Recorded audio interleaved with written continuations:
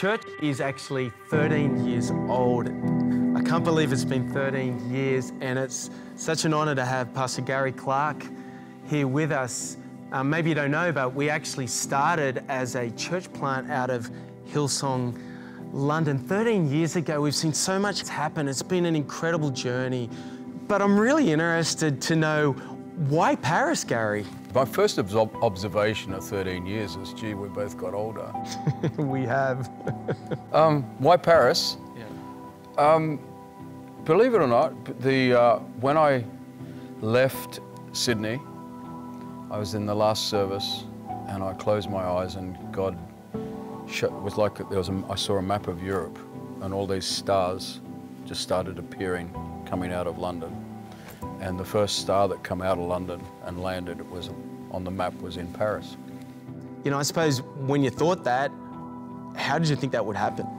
Well, I wasn't sure how it was going to happen. I just knew it would. So I didn't get too caught up in how we're going to do it. I just knew it was going to happen. And then, of course, you know, how did it happen? Kate, a very well-spoken English lady, who said, Gary, so when are we going to start in Paris? And I think she just wore me down, to be perfectly honest, to the point where she just said, well, what if I move to Paris and I try and get things started? I thought, if you're prepared to move there, I'm prepared to say, let's try and get it started. And I love it coming down on a Friday night when we first started. There were people that, I know they finished their work and they jumped on the train and they wanted to contribute to see the vision go forward. And I love there was sacrifice in that, there was generosity. It was almost like there was just this desire to want to be part of what God wanted to do. And a sense of we're up for it. We'll do whatever. Because it's easy, you know, when you look at things now, I guess you could easily look at London and go, oh, they sent people across.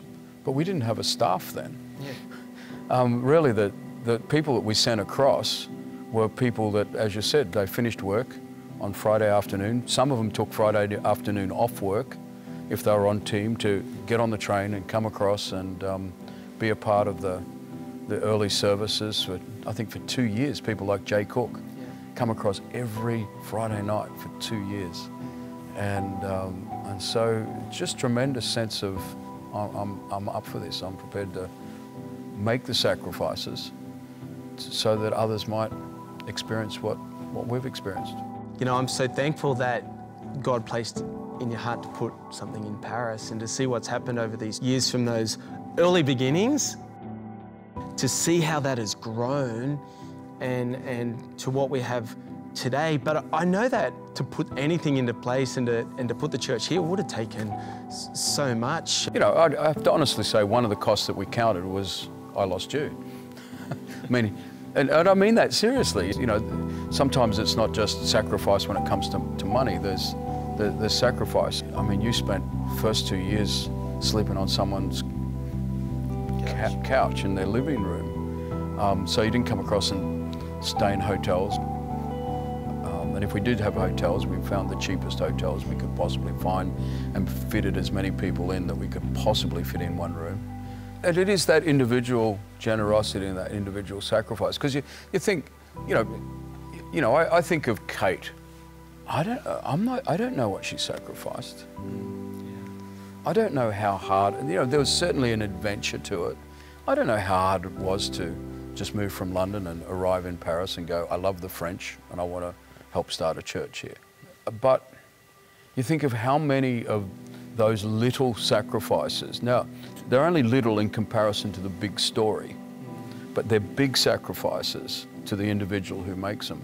That's why the picture is so big, because all it is made up of is a whole lot of little sacrifices to see the gospel go forward. That spirit of generosity and sacrifice in, you know, right in the beginning stages, that was contagious.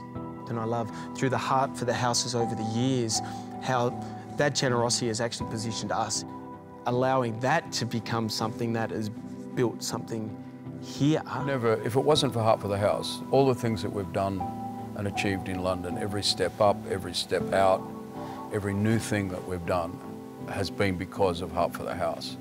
And so the only reason we could, you know, do what we've helped get started here was through our Heart for the House.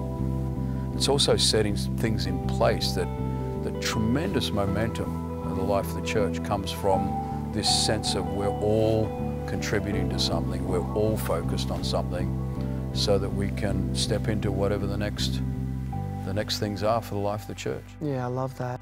This year's Half of the House, I really pray that everyone would look to want to play a part. You know, the vision before us and what I believe God's got before us is actually phenomenal. You know, I believe God has doors open before us. He has things He wants us to accomplish, and you know, there is more. I believe there is so much more for us, and I believe there's more for individuals, and I pray that that would be our prayer, that as we come, would be expectant, that as I contribute, as I bring something, that God would use this to see His more reach into the French world, reach into Paris, reach into other cities, into planting campuses and reaching more people for Jesus.